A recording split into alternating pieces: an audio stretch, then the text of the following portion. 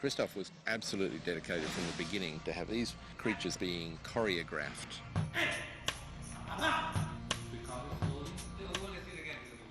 Roberto is the movement coordinator in the film. He coordinated the movement for the nurses, the grey children, the armless character. He's the sort of brain behind how all these monsters moved. More arms, Sivan, more arms, and head. Roberto is a dancer, he's a choreographer. He understands how to create the movement, so it's very scary and creepy. More arms. These are cursed human beings in pain, and so it's an exaggerated body language. Who can do movement better than dancers? And who can train these dancers better than anybody else? Well, a choreographer. Okay, so please, the 1, 2, 3, absolutely together and down. As a movement coordinator, I was with the casting director in looking for the 3 main creatures. With the armless, Christoph was convinced about Michael Koda. I went through an audition process. We had to audition with our hands behind our back and just move around, hit the floor. It was kind of choreographed, but it's more kind of what you had to put into it yourself creatively. By moving with his arms back, you could see that he really had no arms. And the way he was already walking and putting the knees towards each other, and Christoph decided to go for Mike because it was angular, yet at the same time smooth. It was already freaky looking, without the costume on, without the prosthetics on. Like you go all the way. Wow. Wow. As if you were, yeah. We just tried a lot of different things, you know what I mean? We had to try the moves jumping, we tried it twisting, we tried it on the floor slithering, we tried it running, we tried it falling. If I'm being shot, how am I gonna do that?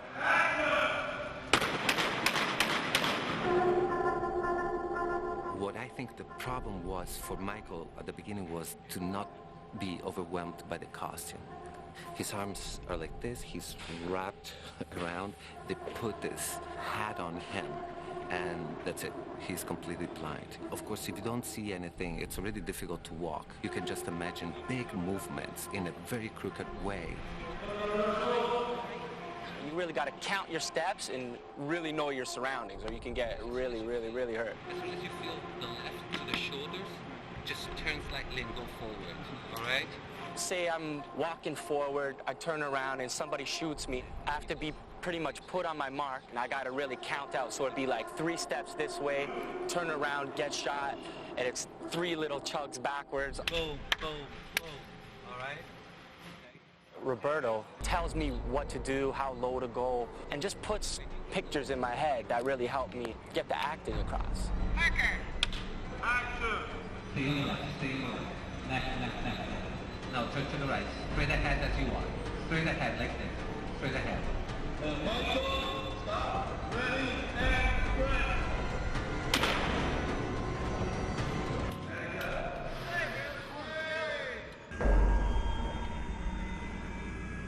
As far as Grey Child, I called Yvonne because I thought she would be perfect. And when we put the video in for Christoph to see, he picked Yvonne instantly. Christoph and I had a little conversation. He really wanted us to embody what Grey Child would really be, physically. From the shoulders. Reverse the theory.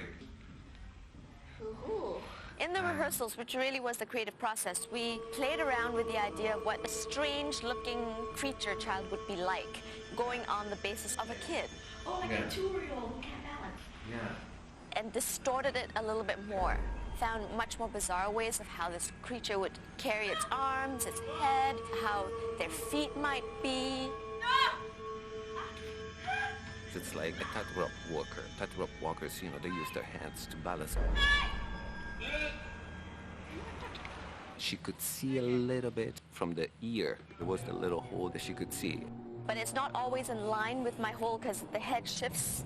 Once in a while, I'll get a glimpse of the outside world, and so through that, I can make certain visual marks through that. Sort of helps a little bit, but a lot of it's through feeling and through Roberto yelling at me because I can't hear in that mass. Neither can they hear me. So it is a different world. So try not to do a big, big circle.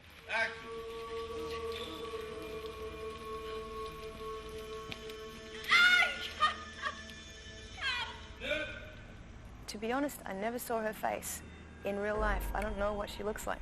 So she was this kind of mystery woman, and I could sort of hear what she was saying. I'd listen to her and she'd listen to me because she couldn't hear very much behind the mask. So it was an interesting relationship. Having Roberto on set has been great because being another dancer, a choreographer as well, he is able to speak my language. For instance, if somebody says to me, "Can you crawl?" There are many different ways of crawling. And that's where Roberto has been amazing. He's able to interpret that, work with me on that, and we've been able to figure out very quickly, because you don't have a lot of time on set, what the director's looking for.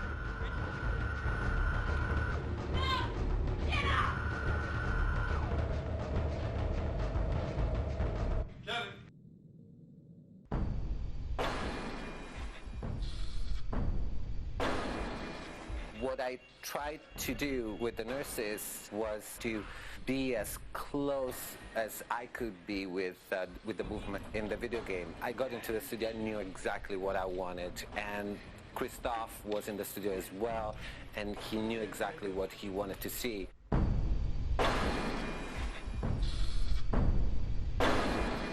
There were three key nurses, Chantal, Donna, and Rosalind. And Donna is the one who slashes rather.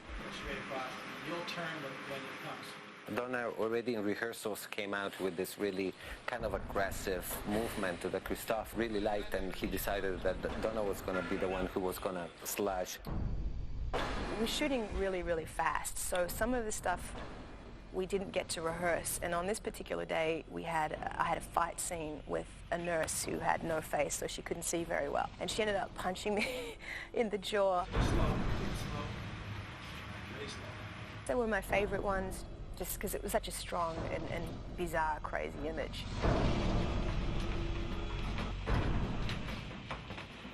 I played two creatures in the film, the Red Pyramid and the Janitor. Christophe meant for the janitor was to be obscene, and my head is tilted back, so I can't even really move my head that much. The only thing that I could really use to make it obscene was my tongue. Okay. But not that. Oh, yeah. Yeah? Really? Yeah, I it's amazing. think. My next favorite monster is Red Pyramid. He was actually a really kind of intimidating image, and the way that he moved was really very simple but very balletic.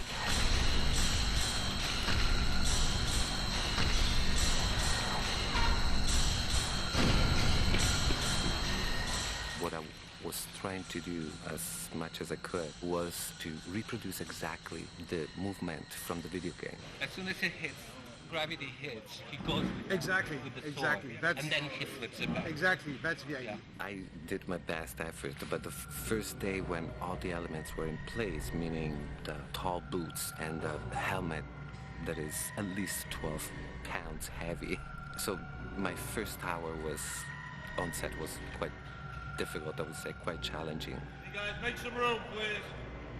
And plus you're carrying this big heavy sword, which is not in reality, so it's all faked by the movement. I have to make the sword look like it's incredibly heavy, and so it adds to the movement. And I can only see the floor, so I can't see in front of me. It does affect the balance. There is a period of adjustment that it's needed.